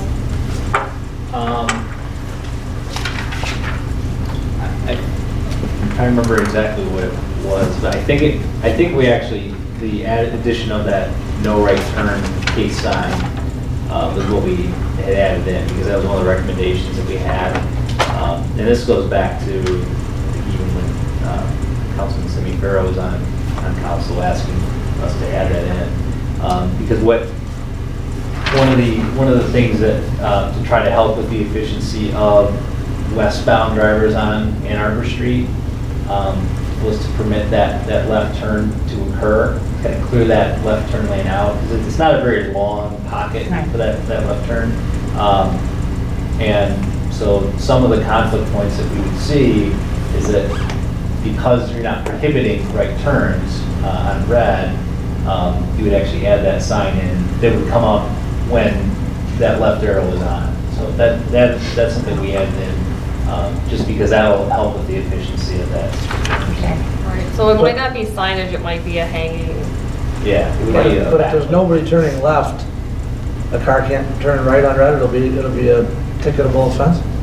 I don't think it'll be a no turn on red sign. I think when you guys, OHM corrected the memo after I sent the packet out, and I think that what it was like a no turn sign that would come up A when. backlit case sign. So Right. normally it would just be, you wouldn't see anything, but when that left turn arrow comes on, it would light up. Right, it would say no right turn. That's similar to, like the Meyer, the Jackson Meyer parking, right? So it will, so the traffic can clear when no traffic is moving, there won't be a no right turn. It's, right, Sign only there. when it's dedicated to that left turn, when the left Green turn arrows people on have the a green left-hand turn. turn, right? That makes sense, because you still want to clear traffic on the right turn. Yeah, if it can go, right? Yeah. And we have, I think there's detection on all that too, so it would There's be what? there's a Detection. detection, Yeah. so we know The if somebody's camera. actually sitting in the left. That sign wouldn't come on just because of the cycle. Right. All of it should only work when somebody's actually waiting for things. Right. Will this also include the placement of no left turn signs at Central? No, this is just signal work, not the left turn.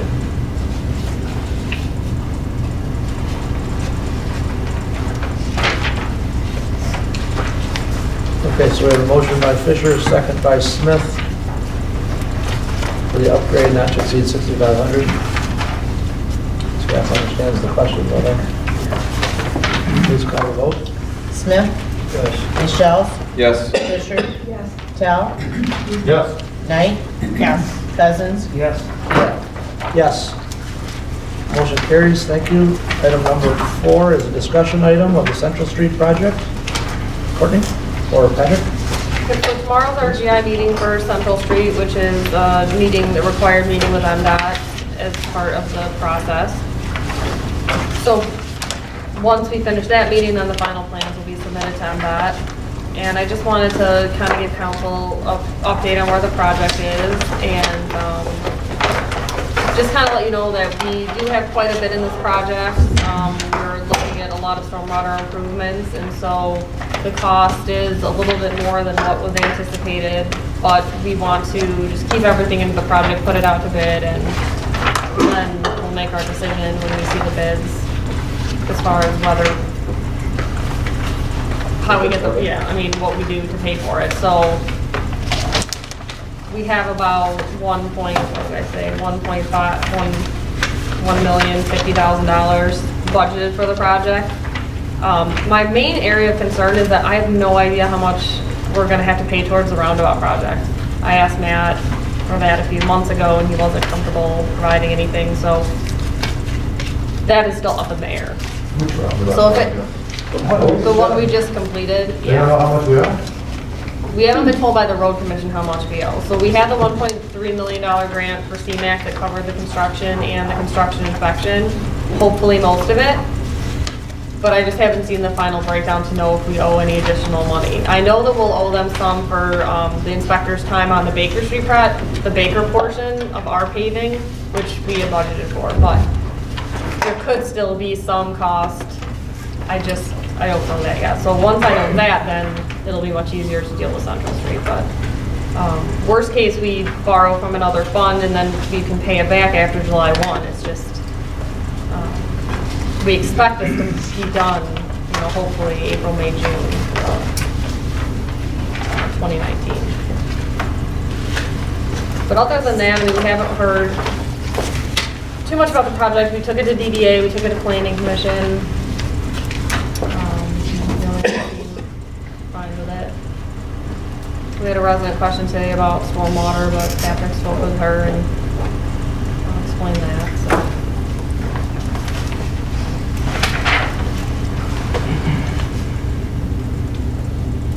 Just want to make sure. And then the plan set was in there in case anybody had any specific questions. Zach, thank you for waiting. I looked for in the plans, what's the radius on the curves at the intersections?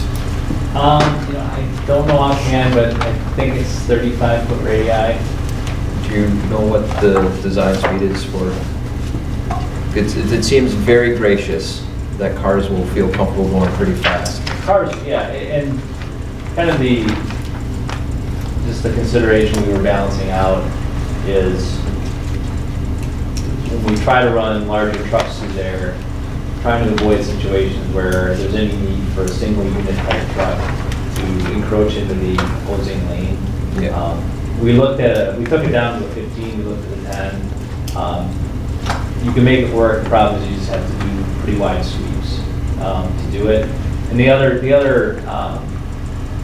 trade-off that we looked at as well is that even if we tighten those radii up, because of our 99-foot right-of-ways, the sidewalk's still a pretty decent distance away from that.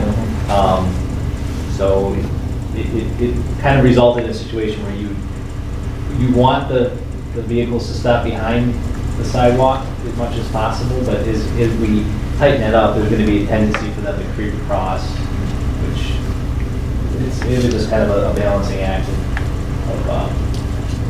what are the realities of the area. So I don't disagree that these speeds will be higher with a larger radii, but we also looked at the speed data and it was within what we would expect for a 25-mile-an-hour road, 85th percentile lean.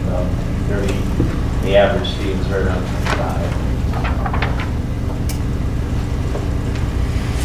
And can someone speak to, I think most of these streets are no through for trucks.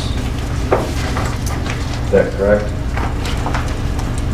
I don't know if it's, Talking about the 5th and 4th and yeah. So the fifth truck is- route is. Yeah, I mean, the truck route is Trucks, posted broad to third. It doesn't necessarily say that they can't, but. But it's- Hudson and Fourth are major streets though. Right. So trucks could be on those streets coming down the. For the most part, they stay on the truck road.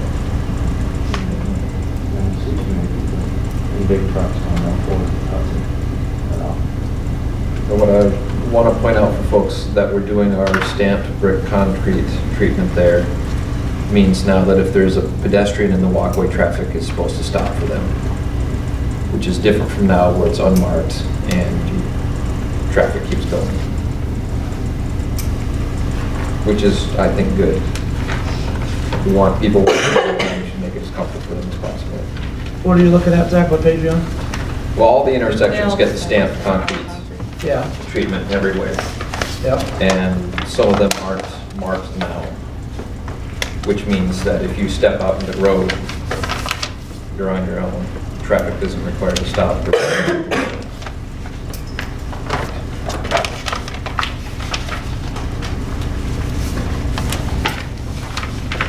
We'll certainly give more emphasis to that, even as you drive through the intersections, it'll be more of a visual cue with the change of pavement.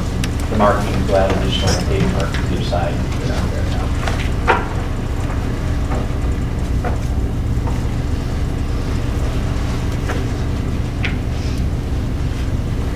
if I could maybe just highlight some of the stormwater work. I think there is, as we work through the project and some of the CCTV videos that we've acquired through the SAW grant, it's given us an opportunity to assess the quality of the existing infrastructure. As I've talked with staff, as we look at the prices, we want to be conservative so we can make the appropriate plans if we need to do something after bids. Our hope is, again, as Courtney mentioned, by bidding this early, I think we'll be on the February letting, so our hopes would be that we get good prices, as we saw with the roundabout project where that came in under estimate, being on an earlier bid. That was actually even a little later in the season than we had planned originally. We wanted to look at if costs came in and there was a desire to potentially reduce some of the costs. We looked specifically at the storm sewer system downstream of the alley on Fifth Street, which I mentioned in the memo. Hydraulically, it will work. It's not an optimal design by any means. We predict there to be some surcharging during large rain events within the ditches. That's the potential cost savings. But again, we feel that could be something that could be easily taken out of the bid. But it's harder to get that price after the fact. So it just makes sense to leave it in there for now, see what the bids come back at. We can make the informed decision after that. As we see what the contractors put at in terms of the price. The other thing would be lighting. If there is a desire to reduce project budget, prudent thing could be focus lights at the intersection, and maybe you don't do as many lights right off the bat, but you still put the conduit in, and you can always come back later and manage foundations. And that's something that can easily scale up or down. Again, we'll have unit prices and we can make those kind of decisions. It is something we'll want to address right away because we know that the lights there's a long lead time, and then once you order them, they're yours. So you can't delete them, once the project's already underway.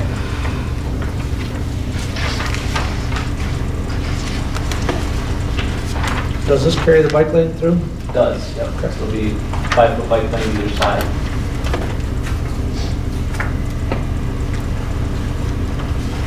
Is there parking along here at all? Yeah, so the parking will be on both sides basically between 4th and, 5th and 3rd.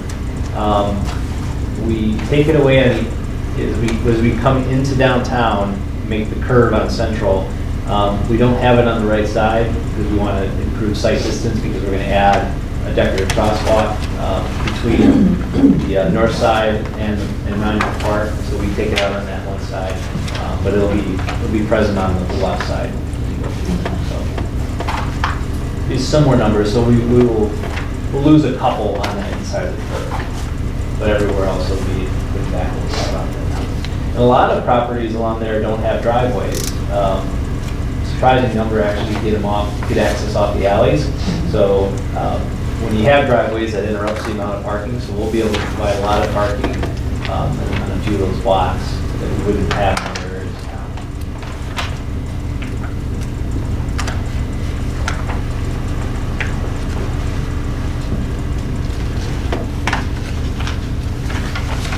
So what letting schedule are we shooting for? We're looking at February. February 1st. And I think we're on track for that. The only potential hiccup that I see at this point is just making sure we have our approval from the State Historic Preservation Office, a number of historic properties along there.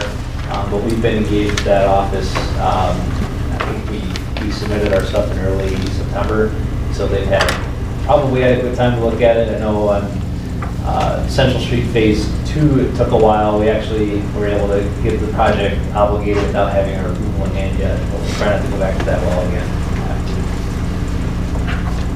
The issues that we dealt with on that project was essentially we had to move a light pole to one of the side streets, that kind of thing. So we'll try to maintain uniformity as much as possible. But when they look at things relative to view sheds of historic property, they want to make sure that your modern infrastructure doesn't interrupt what you're looking at. Even if it is nice and historic. And the tree removal should occur soon. I'm giving the go-ahead on that. So the two that are project related and then the two that are just in poor condition. That should be soon.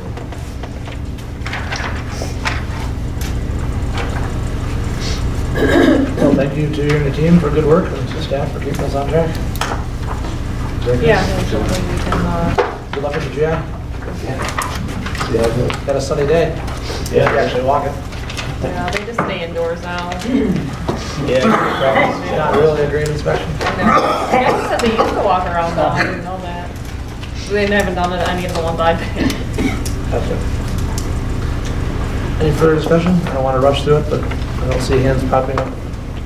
Okay, new business item L5 is dedication, consideration of dedication of right-of-way from 2830 Baker. I'd like to make a motion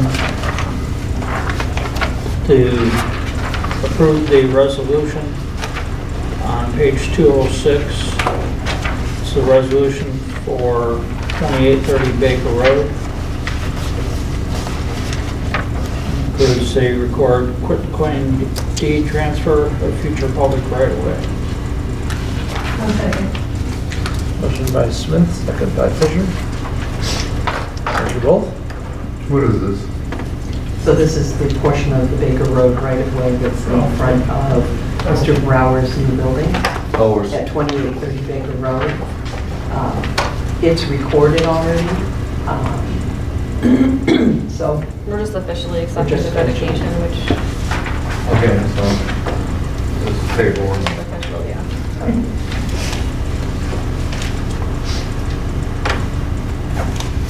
Future road. Everybody understand where we're at? Zach, question? Do we have the money in the budget for the dollar? Budgeted somewhere. I guess it'd be $2. Pennies. Courtney's indicating cash, yes. We'll take back some pop bottles.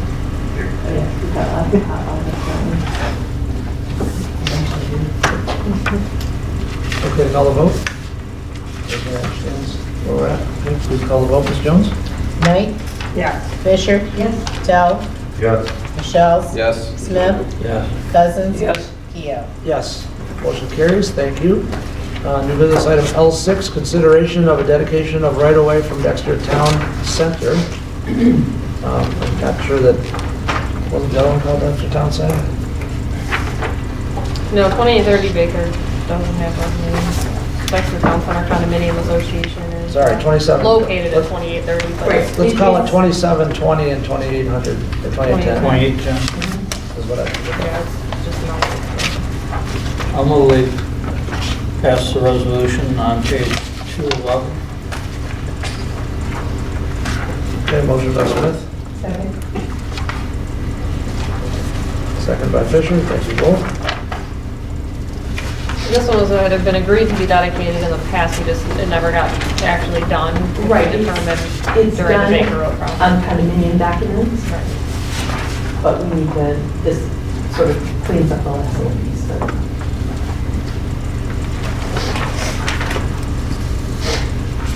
Questions? I don't see hands or pens.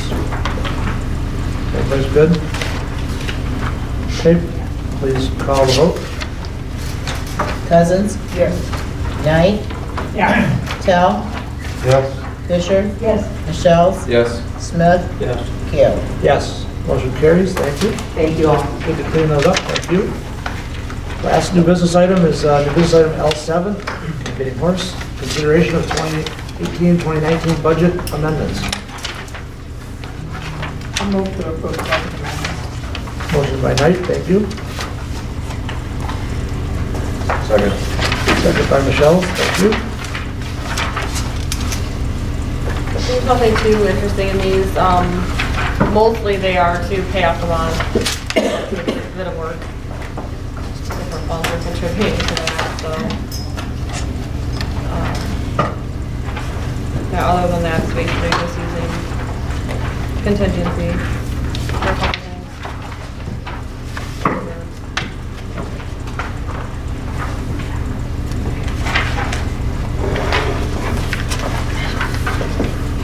Everybody okay? Seeing no questions, please call the vote. Knight, Yes. Fisher, Yes. Smith, Yes. Cousins, Yes. Tell, Yes. Michelle, Keel. Yes. Motion carries, thank you. We're down to item M, which is council comments. I forget which side I started on last time, but Start over there. We'll start over here this way? yeah, Start over there. start over there? No, you started over there. That's what I thought. No. I'll be glad to. I thought it was over here this time. Thank you. A month and a half, maybe 2 months ago, or maybe 3, I don't remember what it was, Sean, you brought an idea that you had talked to a fellow named Dale Fisher about a book on Washtenaw County. Can you remind me where we were on that, and what, we had some discussion, but I don't remember what the... I did not give him the go-ahead on that yet. And I don't think he's got enough people yet lined up, but I haven't talked to him in several months now, truthfully. I'm not against the idea if there's other contributors, and if there's other people helping support it. I think that's where we left it here, but I have not had a chance to... Well, I understood from a meeting that was, or a person that came to the Rotary on Thursday morning, that the book is going to be published, Oh, but Dexter will not be in it. There'll be nothing at all about Dexter in the book. who's in the book? Every other unit of government in Washtenaw County. Oh, well, I apologize. It's not your fault. I'm not saying it's your fault. No, I'm just saying that, well, there's other people would have to participate as well, not just the city. Oh, you mean other Dexter?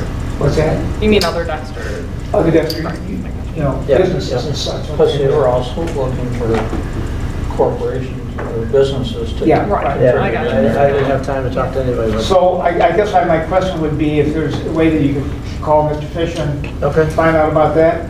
As I remember, we didn't have a lot of objection to it. It was something that we thought maybe would be worthwhile for the PR as well as the whole benefit there. He's just turned 85. This is his last book he'll ever put out. That's what he said. I can't imagine he wanted to do another one after all the hassle he's had with this one, okay? So, and the point being is that I personally, as a council member, as a citizen, I would be embarrassed if this came out, we had nothing in it, but it'll be what it is, and I just thought I would revisit that if we could. Okay. You'll do that for us, please, and find that out, and let us know what the decision is. Thank you. Yep, okay. Mr. Tell? Well, thank you all for a wonderful time. Remember when I started out, I used to go down to the meetings because there was always some kind of no difficulty in the Dexter leader. I can't remember how many times it was just me and Michelle Rogers in the audience. And I never pictured being here, donating 25 years of my life. But I don't regret it. It's been fun. It just seems like there's always been one major emergency after another in my entire, either the bridge was going out or just one thing. But we've weathered it. We've come from very humble beginnings to probably, fastest growing city in the state. And our fund balance is great. Staff is great. Staff is everything to me. Without the staff, I'm just good looking. I'm not as smart as I appear. So I do think the staff, Courtney, my DPWs, my assistant, my assessor, the money girl. At all. She's number one. And of course, my planning and zoning. I couldn't have done it without you guys. It's been a great honor. I'll remember it the rest of my career. And I look forward to seeing you around town. Thank you. Thank you, sir. Mrs. Fisher? Yeah,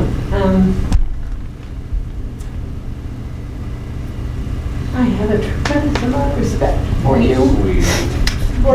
It's been an honor to sit by you. You're one of the few that think that. Well, it beats the alternatives. I'm glad for your opportunity, but I'm really going to miss you, and I know the community is going to miss you. You've always been direct and honest with us, and I believe that you sincerely operate from a base that says what's good for my community, and I respect that and appreciate that. Well, if I've done nothing else in my career, I hope it's to encourage anyone who wants to participate in their civic duties to quit moaning and get involved. Do it.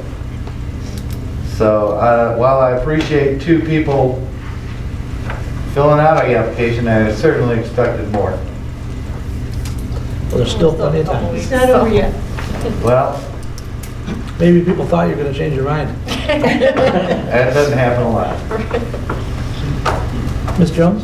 I just also would like to thank Ray for being there and getting involved. Simple thing as Dexter Days, shows up, takes over the parade. You know, not very many would do that. And the other thing is, I think we ought to cheer out to that Dexter Dreadnought football team. Go Dreads. I can hear them born. Oh, yeah. What is that? You gotta live at my house. All set? I can hear the Mr. Smith. press box speaking, it's great. Just thank you again. Thanks, Jimmy. Ms. Knight? I just want to say how much I've enjoyed working with you, Ray, and I'm sad to see you leave. We're going to miss you, and thank you so much for your service. My pleasure. Zach? Closing remarks? I got nothing. Got nothing, okay. We are back around to non-arranged participation. Is there anyone in the audience who would like to say anything this evening? Seeing none, we do have on our agenda a closed session to discuss potential purchase of property in accordance with MCL 15.268, Section 8. If there's a motion, or if we still need to do that, I will entertain one now. Motion to remove it from the agenda. Motion to remove by Smith, I'll second. second by Knight. Thank you both. Please call a vote to remove that from the agenda. Or can I just say all those in favor? Sure. All those in favor? Those opposed? Thank you. Motion by Cousins to adjourn, thank you, sir. Second by Smith, all in favor? Aye. Have a good 3 weeks, everybody, we'll see you back on the 12th.